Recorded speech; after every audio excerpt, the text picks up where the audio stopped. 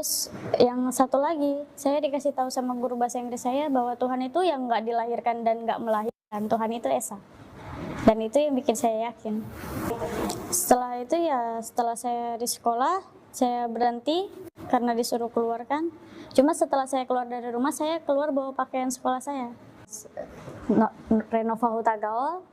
Dan setelah saya masuk Islam, nama saya Nova Hasanah. Asal saya dari Cakung, Jakarta Timur. Umur saya 21 tahun. Saya masuk Islam dari 2014. Sebelum saya mengenal agama Islam, agama saya Kristen Protestan. Saya gereja biasa kayak orang-orang Kristen. Terus setelah itu, pas SMP kelas 2, saya nggak tahu kenapa. Ada satu saat dengar teman saya ngaji suara indah. Terus habis itu, saya mulai kepo-kepo nanya-nanya, apa sih yang di bawah-bawah itu, kok tulisan Arab semua, Al-Quran gitu kan. Dan dia ngasih tahu ini Al-Quran, ini ya Alkitab kita, kata dia gitu. Oke. Terus setiap hari Jumat selalu ada yang Jumatan, ada yang zikir gitu. Dan saya suka dengerin tuh. Dan kadang kalau ada pelajaran agama Kristen, saya nggak masuk, saya malah diam aja di luar dengerin yang laki-laki pada zikir. Kayak senang aja gitu. Terus habis itu entah kenapa saya mimpi. Ada satu waktu saya mimpi, nggak ngerti itu mimpi ya, cuma cahaya putih aja semua. Tapi ya di situ ada wajah bapak saya, dan itu selalu tengah malam saya kebangun. Besokannya juga kayak gitu. Terus saya dengar 2 kalimat syahadat. Di situ saya bangun, saya ke mama saya langsung. "Man, Bapak mimpi," aku bilang gitu. Ya udah. Aku ceritain mimpi saya, ya udah kan, mama cuma bilang, "Insya Allah hidayah, jangan kayak mama ya," kata dia gitu. Ya wallahi dia bilang kayak gitu. Terus akhirnya saya mulai bingung apa itu syahadat yang di mimpi saya. Saya cari-cari di Google, apa bedanya Islam sama Kristen, ada apa sih, kenapa sih agama itu banyak, kenapa sih Tuhan itu beda-beda disebutnya. Saya cari-cari tahu juga sama guru bahasa Inggris saya waktu itu saya deket, dan dia orang Islam. Saya tanya-tanya, katanya sini ikut saya ke perpustakaan, dan dia ngasih unjuk saya Al-Quran di salah satu surat di Al-Quran itu bahwa bacaannya Tuhan itu Maha Esa, cuma satu, tidak dilahirkan dan tidak melahirkan. Dari situ saya langsung I don't know, langsung kayak oh iya ini logika, ya ini betul gitu. Kenapa Yesus kenapa Yesus dilahirin? Kenapa Yesus punya Bunda Maria kayak gitu? Mulai bertanya-tanya, mulai nyari tahu. Dan akhirnya ya saya ngomong sama guru bahasa Inggris saya mau masuk Islam. Saya bilang gitu. Ya udah, akhirnya guru bahasa Inggris saya ngobrol ke orang tua.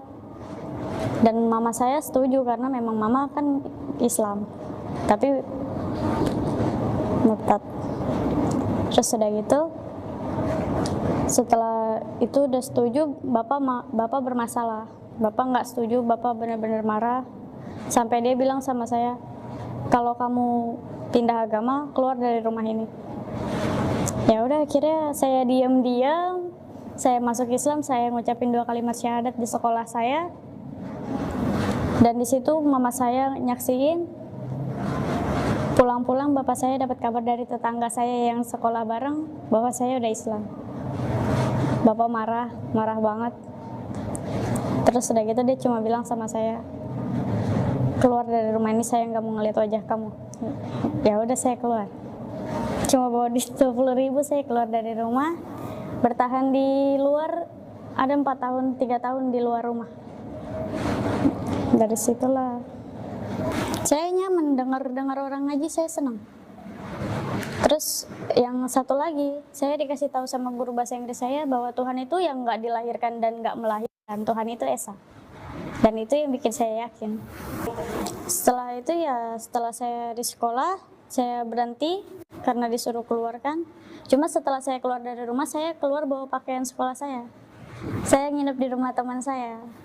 Sampai saya lulus sekolah, saya nginep di rumah teman saya.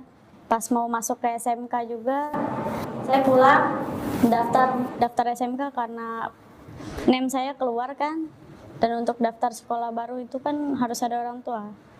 Saya pulang, akhirnya masuk sekolah SMK dengan agama baru, agama Islam. Ya udah, orang tua udah ikhlas, sudah ngebolehin. Cuma abang-abang yang masih nggak ridho. Abang Posisinya masuk Islam atau SMP? SMP kelas 2. Pas SMK, pas baru masuk abang nggak ridho, abang udah nggak pernah mau biayain lagi. Ya, walaupun sekolah ibaratnya saya ada sedikit lah buat sekolah gitu kan. Abang nggak mau biayain lagi karena biaya buat produksi buat jurusan saya gitu waktu itu. Akhirnya saya bilang sama bapak, sama mama, saya mau ulangan, mau naik kelas, saya mau bikin film pendek. Mereka nggak ada uang, malah marah-marah. Ya udah, akhirnya saya nggak sekolah, tapi saya malah jaga warnet buat nyari duit di situ. Jaga warnet, nggak sekolah 2 minggu, dapat SP 1, saya nggak masuk lagi. Terus SP 2, mama mulai nelponin saya, saya mau keluar, aku bilang gitu. Saya nggak mau sekolah lagi. Buat apa saya sekolah, aku bilang gitu. Ya udah, akhirnya saya nggak sekolah deh. Saya yang mengundurkan diri, saya datang ke sekolah, saya mengundurkan diri, saya bilang gitu. Marah, benci, nggak nganggap saya lah. Mereka ngediemin saya, kayak nganggap saya nggak ada. Ya, saya di rumah pun saya kayak nggak ada orang asing gitu. Nggak ada ditawarin makan atau apapun, biasa aja. Dan saya pun juga, oke, up to you, terserah. Yang penting ini pilihan saya cuma begitu. Saya udah dewasa, saya udah haid, saya udah balik, ini hak saya. Yang dosa saya, karena di dalam Islam itu saat sudah menstruasi, sudah balik, kamu udah dewasa, bisa nentuin pilihan sendiri, lain kayak Kristen. Dari situlah saya pegang teguh, ya udah. Dan lama-lama saya ngaji, saya belajar ngaji, saya pergi sholat maghrib ke musola. Mama ngeliat, dan dia mau ngajarin saya Iqra. Mama ngajarin saya Iqra diam-diam sampai bapak marah. Akhirnya berhenti, nggak belajar lagi. Kalau respon tetangga ya awal-awal ya sinis sih, karena memang tetangga saya rata-rata Kristen. Rata-rata, kenapa sih? Kayak ibaratnya, ini orang tuanya Kristen kok anaknya sendiri yang beda, kayak gitu. Pandangan sinis lah. Terakhir komunikasi sama keluarga, alhamdulillah udah baik-baik aja sampai sekarang. Buat keluarga saya, terima kasih udah ikhlas, terima kasih udah ridho. Walaupun itu butuh waktu yang panjang sih buat mereka ngerelain anaknya beda agama. Saya cuma minta, kalau memang itu pilihan agama kalian, silahkan jalanin yang benar. Saya nggak mau maksa. Waktu itu saya searching di itu sih Kak, ngelihat dari Facebook ada pesantren kayak gitu. Dan saya di rumah pun nggak ngapa-ngapain, saya udah nggak kerja, saya udah di rumah aja ibaratnya pas corona ini. Dan akhirnya, kenapa saya nggak belajar agama aja gitu? Buat apa saya di rumah juga cuma nyusahin ibaratnya. Jadi saya searching, ada yang ngasih tahu lah, ada yang infoin. Coba cek YouTube-nya Naba TV. Dari situ saya cek-cekin semua orang-orang Naba, anak-anak santrinya, yang laki-lakinya juga saya lihat-liatin. Saya tertarik dan akhirnya saya hubungin Ustadz Naba. Pandangan saya, ya kalau udah fokus satu silakan fokus ke satu. Saya gitu aja.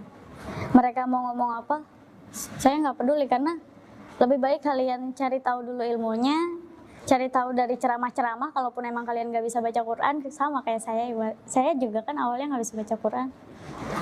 Atau di situ ada Al-Quran yang artiannya, di situ semua ada tafsirnya. Atau kalian cari perbandingannya antara kenapa Islam itu dianggap teroris atau apapun, itu kan semua banyak ilmunya. Jadi jangan langsung ngejudge gitu, udah itu aja. Yang saya rasain perubahan besar banget sih buat saya. Saya belajar agama, saya belajar bahasa Arab, fikih Islam, adab, semua saya pelajarin. Dan itu alhamdulillah berkah sekali buat saya. Cari sendiri hidayah, kejar hidayahnya. Karena percayalah kalau hidayah itu kita kejar sendiri, Tuhan bakal mudahin segalanya. Istiqomah, udah itu aja.